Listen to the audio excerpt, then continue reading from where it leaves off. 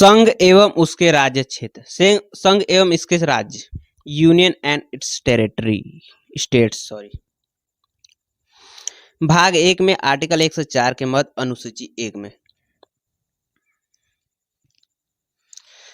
Article 1, Bharat अर्थात India राज्यों का संघ होगा।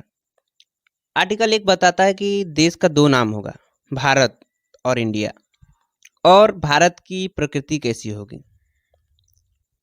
या इसे कह सकते हैं राज्य व्यवस्था की पद्धति। राज्यों का संघ होगा। कौन कौन से राज्यों का संघ होगा? अनुसूचित वन में वर्णित राज्य, अनुसूचित वन में वर्णित संघ राज्य क्षेत्र जो भारत में विलय किए जाएं। आर्टिकल 2, भारत में नए राज्यों का प्रवेश संसद द्वारा कानून बनाकर, जैसे सिक्किम। आर्टिकल 3, नए राज्यों का निर्माण, राज्यों का नाम या सीमा क्षेत्र में परिवर्तन कर देना। अधिकार संसद को प्रक्रिया विधि बनाकर साधारण विधायी प्रक्रिया द्वारा। इसे संविधान संशोधन नहीं कहा जाएगा क्योंकि कानून बनाकर करती है साधारण विधायी प्रक्रिया से। शर्त है कि ऐसा विधेयक राष्ट्रपति की पूर्व अनुमति से पेश होगा। राज्यों की अनुमति की आवश्यकता नहीं है।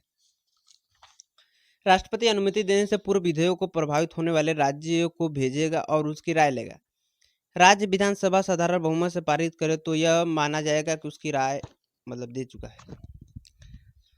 हालांकि राष्ट्रपति राज्य राय मानने हेतु बाध्य नहीं है।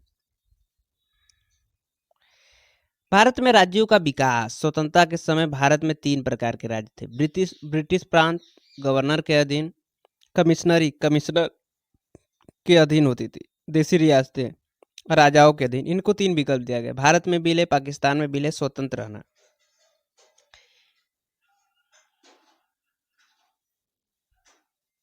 ब्रिटिश प्रांतों का विलय तय था क्योंकि अंग्रेजों के अधीन थे। रियासतों का विलय कैसे? जम्मू कश्मीर, राजा हरि सिंह, पंडित नेहरू एवं हरि सिंह के मध्य समझौता पत्र द्वारा विलय 1947 में 26 अक्टूबर। जूनागढ़ का जन्म संग्रह द्वारा विलय मोहब्बत खां, फरवरी 1948। हैदराबाद का विलय निजाम उस्मान अली, पुलिस कार्रवाई द्वारा विलय सितंबर 1948।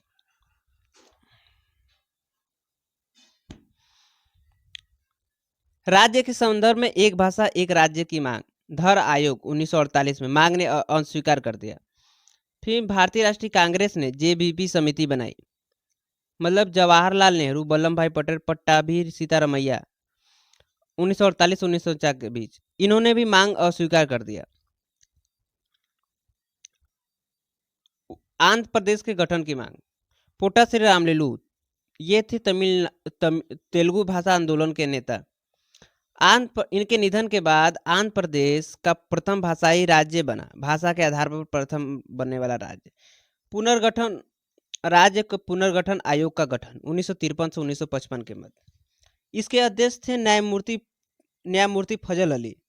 सदस्य थे हृदयनाथ कुंजरू, के.एम. पडिक्कर। 2 सदस्य प्लस 1 अध्यक्ष थे, एक अध्यक्ष के रूप में न्यायमूर्ति फजल अली हो गए और 2 सदस्य के रूप में हृदयनाथ कुंजरू, के.एम. पाडिक्कर। इन्होंने रिपोर्ट प्रस्तुत की। आयोग मान अस्वीकार कर दिया एक भाषा एक राष्ट्र की। इस आयोग ने सुझाव दिया कि देश की एकता व अखंडता को ध्यान में रखना जरूरी है। प्रशासनिक कुशलता, सामाजिक आर्थिक विकास या नियोजन, संसाधनों का प्रबंधन, सांस्कृतिक एवं भाषाई एकरूपता देखी जाए तथा ABCD राज्य समाप्त किए जाए। नया वर्गीकरण सुझाव दिया राज्य और यूनियन टेरिटरी का। फिर 1956 में 7वां संविधान संशोधन राज्य पुनर्गठन अधिनियम पारित किया गया। इसने ABCD राज्य समाप्त कर दिया। भाग 6 राज्यों के लिए बना दिया गया। भाग 7 समाप्त कर दिया गया। भाग 8 यूनियन टेरिटरी के लिए बना दिया गया। भाग 9 को समाप्त कर दिया गया। बड़े राज्य बनाम छोटे राज्य या नए राज्यों का निर्माण। संविधान लागू होने के पश्चात लगभग 2 दशक तक भाषाई आधार पर राज्यों के गठन की मांग तीव्र थी, किंतु इसके पश्चात राज्यों के गठन की मांग विकास के अभाव के कारण उत्पन्न होने लगी। छोटे राज्य या नए राज्यों के पक्ष में तर्क। छोटे राज्य का आशय छोटे जिले, छोटे तहसीलें, छोटे गांव अर्थात प्रशासनिक इकाइयां छोटी होंगी, इसलिए प्रशासन चलाना सरल होगा। सरकार और जनता के मध्य संपर्क आसान होगा। लोगों की समस्याओं का समाधान करना आसान होगा। शासन प्रशासन में लोगों की भागीदारी में वृद्धि करना आसान होगा। सरकार के द्वारा प्रशासन पर नियंत्रण रखना सरल होगा, अतः प्रशासनिक कुशलता में वृद्धि होगी। बड़े राज्य या वर्तमान राज्य के तर्क में या छोटे राज्य के विपक्ष में छोटे राज्य सदैव विकास कर ये आवश्यक नहीं, जैसे पूर्वोत्तर के राज्य आकार में छोटे होने के बावजूद विकास में नहीं कर पाए। नए राज्य का गठन विकास की गारंटी नहीं देता, जैसे छत्तीसगढ़ झारखंड नए राज्य बनने के बावजूद भी अपेक्षा के अनुरूप विकास नहीं कर सके, जबकि यह संसाधन से समृद्ध है। यह कहना उचित नहीं है कि बड़े राज्य विकास नहीं कर सकते। तमिलनाडु गुजरात आदि बड़े राज्य होने के बावजूद तुलनात्मक रूप से अधिक विकसित हैं। नए राज्यों के निर्माण से अधिक धन मात्रा में धन राशि ऐसे संरचनाओं में व्यय होगी जिसका विकास से कोई संबंध नहीं होगा। अगर यही धनराशि ईमानदारी पूर्वक विकास कार्यों में व्यय कर दी जाए तो अच्छे परिणाम प्राप्त हो सकते हैं। निष्कर्ष, इस प्रकार राज्यों का आकार विकास से संबंध नहीं होता। विकास के लिए राजनैतिक प्रतिबद्धता और लोगों की जागरूकता और भागीदारी आवश्यक है। यह प्रभावी तरीके से विकास में सहायक है। परिणाम स्वरूप नए राज्यों की गठन की मांग की आवश्यकता नहीं रह जाएगी। नागरिकता भाग 2 5 से 11 के मत।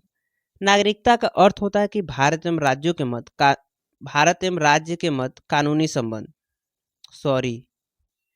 व्यक्ति एवं राज्य के मत कानूनी संबंध। इसके तत्व में राज्य नागरिकों को कुछ अधिकार देगा। नागरिक राज्य के प्रति कर्तव्य निभाएगा और नागरिकों की राज्य में निष्ठा होगी। नागरिकों को लाभ। नागरिकता के कुछ मूल अधिकार केवल नागरिकों को उपलब्ध है। 15, 16, 19, 29, 30। देश के महत्वपूर्ण पदों पर केवल नागरिक ही नियुक्त हो सकते हैं, जैसे राष्ट्रपति, उपराष्ट्रपति, प्रधानमंत्री आदि। संसद, विधानमंडल इत्यादि का चुनाव लड़ने का अधिकार नागरिकों को है। वोट देने का अधिकार केवल नागरिकों को है। नागरिकता संबंधी विधि कैसे पाई कैसे त्यागी जा सकती है। आर्टिकल 11 संसद नागरिकता संबंधी विधि निर्मित कर सकता है। संसद ने नागरिकता अधिनियम 1955 निर्मित किया है। नागरिकता प्राप्त करने के तरीके। आर्टिकल 5 जन्म से, वंशक्रम द्वारा, पंजीकरण, देशीकरण, किसी क्षेत्र के हालत में विलय द्वारा। नागरिकता त्यागने के तरीके। स्वेच्छा से त्याग, पर्यावसन। आर्टिकल 9 वंचित किया जाना।